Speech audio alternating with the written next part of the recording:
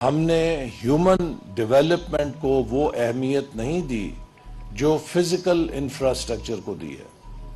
यही वजह है कि आज हमारे यहाँ इक्तसादी तरक्की के इंफ्रास्ट्रक्चर के प्रोजेक्ट्स तो बड़े बड़े नजर आते हैं, लेकिन जब हम अपनी ह्यूमन डेवलपमेंट इंडेक्सेस पे नजर डालते हैं तो हर शोबे के अंदर, चाहे उनका ताल्लुक तालीम से है, चाहे उनका ताल्लुक सेहत से है, चाहे उनका ताल्लुक ग़िज़ाइयत से है, चाहे उनका ताल्लुक किसी और ह्यूमन डेवलपमेंट के डायमेंशन से है, पाकिस्तान का शुमार अफ्रीका के पसमानदा तरीन ममालिक की सफ में होता है। ये वो चैलेंज है जिसको हमें हेड ऑन लेना है। पाकिस्तान अफोर्ड नहीं कर सकता कि हम 21वीं सदी में पसमानदा तरीन इंसानी वसाइल के साथ दाखिल हों, चूंकि आने वाला वक्त नॉलेज रेवोल्यूशन एज है। आने वाले वक्त में तरक्की का पैमाना इनोवेशन है, नॉलेज है, इंटेलेक्चुअल कैपिटल है, और अगर हमारे पास उस पाए की ह्यूमन रिसोर्स नहीं होगी कि जो अपनी ब्रेन पावर के साथ हमें आगे लेके जा सके, तो हम कभी भी तरक्की के अहदाफ हासिल नहीं कर सकते। पाकिस्तान में आबादी दुनिया की यंग तरीन आबादी है। हमारी तकरीबन 40% आबादी 15 साल से कम बच्चों पर मुश्तमिल है। तो कमो बेश हमारी आधी आबादी 14-15 साल से कम है। लेकिन जब हम नजर डालते हैं तो हमें यह मालूम होता है कि अभी हाल ही में जो मरदमशुमारी हुई है कि हमारे 2.5 करोड़ बच्चे स्कूलों से बाहर हैं। दुनिया में किसी मुल्क ने तरक्की नहीं की जब तक उसने यूनिवर्सल प्राइमरी एनरोलमेंट हासिल नहीं की। अगर हम अपनी आबादी पे नजर डालते हैं तो 40% बच्चे हमारे स्टंटिंग का शिकार हैं। स्टंटिंग का मतलब क्या है कि उनकी जिस्मानी तौर पे सेहत लागर है और ज़हनी तौर पे वो कुंद हैं। तो अगर किसी मुल्क की 40% मुस्तकबिल की आबादी जिस्मानी और ज़हनी तौर पे कमतर सलाहियत की हो, वो मुल्क किस तरह दुनिया की दीगर अक़वाम का मुकाबला कर सकता है। लिहाजा ये बात नहायत काबिल अफसोस है कि हमने गुज़श्ता 40 सालों में स्टंटिंग के ऊपर कोई काबिल जिक्र पेशरफ्त नहीं की। जिस मुकाम पर हम 40 साल पहले खड़े थे, आज भी वहीं उसी मुकाम पर नहायत साबित कदमी नहीं कहूंगा, ढिठाई के साथ हम उसी सतह के ऊपर खड़े हैं। और वो तमाम ममालिक जो 40 साल पहले हमारे साथ थे, वो ग्रेजुएट कर गए हैं और आज उनके अंदर स्टंटिंग का इशू एक मसला नहीं रहा, उसको वो हल कर चुके हैं। तो हमें आज संजीदगी से सोचना है कि हम पाकिस्तान के चेहरे से समाजी और इंसानी वसाइल की पसमानदगी के धब्बों को किस तरह तेजी से धो सकते हैं। हाल ही में मुझे अबू धाबी में पोलियो इंटरनेशनल प्लेजिंग कॉन्फ्रेंस में जाने का इत्तेफाक हुआ और वहां पर जनाब बिल गेट्स ने $1.2 बिलियन की प्लेज किया पोलियो प्रोग्राम के लिए। प्राइमरीली उसके प्रिंसिपल बेनिफिशियरी तो हम ही हैं और हमने भी $640 मिलियन पाकिस्तान की तरफ से प्लेज किए। लेकिन जिस चीज ने नहायत शर्मसारी दी कि जब स्टेज सर ये कहा गया कि दुनिया में 120 ममालिक में पोलियो था, जिसमें से 118 मुल्कों से पोलियो गायब हो चुका है और सिर्फ पाकिस्तान और अफगानिस्तान 2 मुल्क हैं जहां पोलियो रह गया है। तो एक तरफ तो हम दुनिया की एटमी ताकत हैं और दूसरी तरफ हम अफगानिस्तान के साथ उन दो ममालिक की फहरिस्त में खड़े हैं कि जहां पर अभी पोलियो है और हम जहालत का शिकार हैं कि जहां पर बाकायदा वो हमारे फ्रंट लाइन वर्कर्स जो बच्चों को पोलियो से महफूज करना चाहते हैं, हम उनको निशाना बनाते हैं और हम इस मुहिम के खिलाफ हमारे ही लोग जाहिलाना किस्म की मुहिम्मात चला के लोगों को इससे रोक के अपने बच्चों की जिंदगी दांव पे लगाते हैं।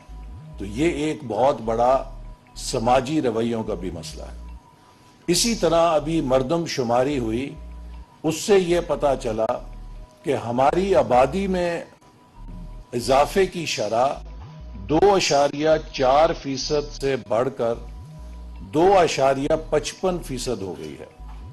यानी कि हमने बहैसियत कौम पॉपुलेशन के हवाले से ब्रेक से पैर उठा के एक्सेलरेटर पर रख दिया है और हम अपनी इक्तसादी तरक्की के मुकाबले में आबादी में इजाफे की शरह तेजी से इजाफा करने लग गए हैं। लिहाजा जो भी आप तरक्की करेंगे, आपकी बढ़ती हुई आबादी उसको नलिफाई कर देगी और आपके पास ऐसी वसाइल नहीं होंगे कि जिससे आपका मुल्क मुस्तकबिल में इस आबादी के बोझ को संभाल सके। ये वो बुनियादी चैलेंजेस हैं कि जब हम आबादी में इजाफा करते हैं और हमारे वसाइल नहीं हैं, तो हम ऐसे बच्चों की फौज पैदा कर रहे हैं जो जिस्मानी तौर पे लागर होंगे, जो तालीम से महरूम होंगे और जो मुस्तकबिल के अंदर खुद अपने लिए और अपने खानदानों के लिए एक बोझ होंगे। तो सवाल यह है कि क्या हमने बीमार, अनपढ़ बच्चों की फौज पैदा करनी है या हमने सेहतमंद, तालीम याफ्ता नई नस्ल के बच्चे उनकी परवरिश करनी है। और अगर वो करनी है तो हमें आबादी पे काबू पाने के लिए ठोस मनसूबाबंदी करने की जरूरत है। अब ये सब जो मसाइल हैं ये पहाड़ जितने लगते हैं, लेकिन दुनिया में बहुत सारे ममालिक ने इनको हल किया है और इन्हें हल करने के लिए जहां पर वसाइल दरकार हैं, उससे ज्यादा इनके लिए साइंटिफिक बुनियादों पर तैयारी की जरूरत है। और वो साइंटिफिक बुनियादों पर तैयारी तब हो सकती है कि जब हमारे पास वो डेटा दस्तयाब हो जो हमें रहनुमाई करे कि हम किस जगह इंटरवेंशन करें और कहां पे टारगेट करें अपने वसाइल, और वो इंटरवेंशंस किस नौयत की हों, कौन सी इंटरवेंशंस काम करती हैं, कौन सी इंटरवेंशंस काम नहीं करती, और वो कौन सी इंटरवेंशंस हैं जिनको हम स्केल अप कर सकते हैं। अगर हमारे पास ये एविडेंस बेस्ड फीडबैक हो तो उससे फिर हमारे वसाइल का इस्तेमाल नहायत एफिशिएंट हो सकता है। तो इसीलिए हमें अपने मुस्तकबिल की तैयारी में साइंटिफिक और एविडेंस या डेटा बेस्ड प्लानिंग पर इन्हिसार करना है।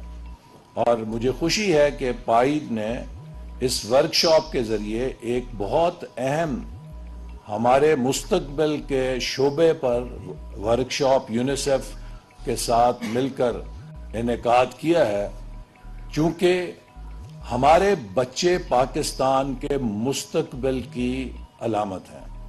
अगर आज हमने इन बच्चों की सेहत, तालीम और नशो नुमा के बारे में फैसला ना किया तो हमारा मुस्तकबिल कभी तरक्की याफ्ता मुस्तकबिल नहीं हो सकता। बच्चे किसी भी मुल्क के लिए नहायत कीमती सरमाया है, बल्कि उसके मुस्तकबिल की जमानत फराहम करते हैं। हमारे निज़ाम तालीम में अभी तक हमने अर्ली चाइल्डहुड एजुकेशन को बाज़ाब्ता तौर पे इंटीग्रेट नहीं किया। दुनिया भर में साबित हो चुका है कि किसी भी इंसान की या बच्चे की मुस्तकबिल की जमानत का सबसे कीमती इन्वेस्टमेंट जो है वो उसकी अर्ली चाइल्डहुड एजुकेशन के अंदर है। क्योंकि अर्ली चाइल्डहुड एजुकेशन में जो इन्वेस्टमेंट है वो उसकी कॉग्निटिव डेवलपमेंट में सबसे ज्यादा कारगर होती है। और जिन बच्चों को अच्छी अर्ली चाइल्डहुड एजुकेशन मिलती है उनकी सेहत, उनकी आने वाली जिंदगी में तालीमी कारकर्दगी और उनकी आने वाली जिंदगी में आमदनी की कारकर्दगी और जिंदगी में कामयाबी की शरह उसमें गरां कदर इजाफा हो जाता है। तो ये सब वो पहलू हैं कि जिन पर हमें काम करने की जरूरत है।